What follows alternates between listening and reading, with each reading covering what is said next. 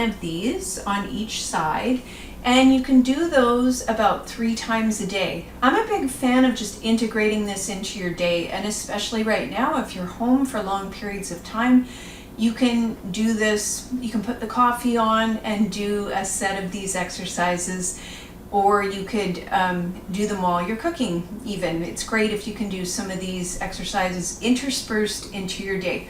8 to 10 reps, doing that 3 times a day, okay? I have a chair here as well, and I'm going to demonstrate a very basic strength exercise that most of us can do.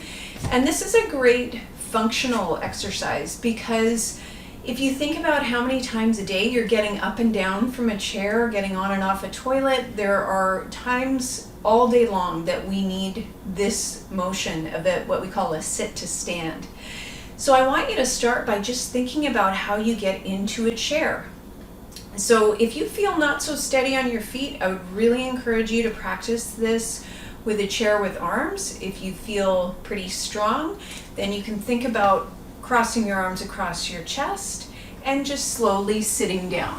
So coming back up, and I want you to think about your leg strength. When you came down, did you flop down into the chair, or did you come down in a nice controlled way?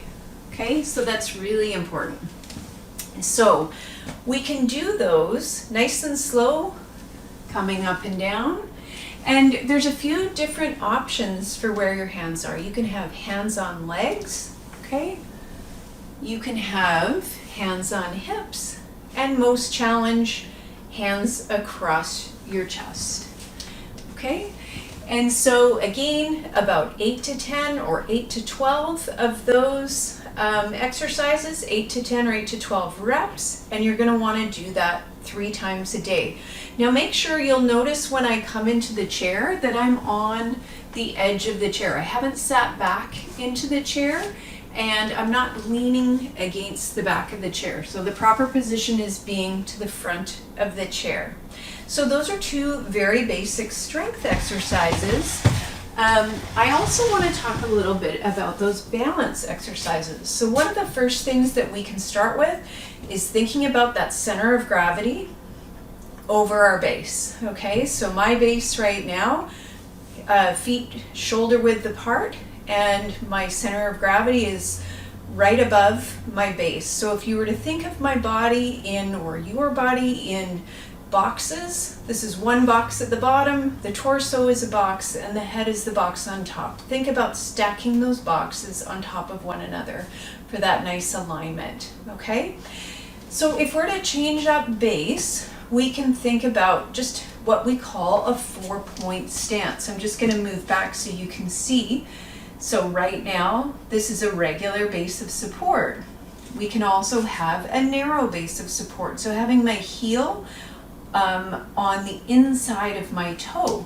I can also have a really reduced base of support, having my heel in front of my toe. I can also have the most reduced base of support by standing on one leg. And standing on one leg is one of those really functional exercises as well, because every time you go up a flight of steps, you're standing on one leg over and over. So that's a good one to work up to. If you have any problems with your balance, just start with those changes in base. If you find that you can do all of those exercises comfortably, then you can think about changing up some of the inputs.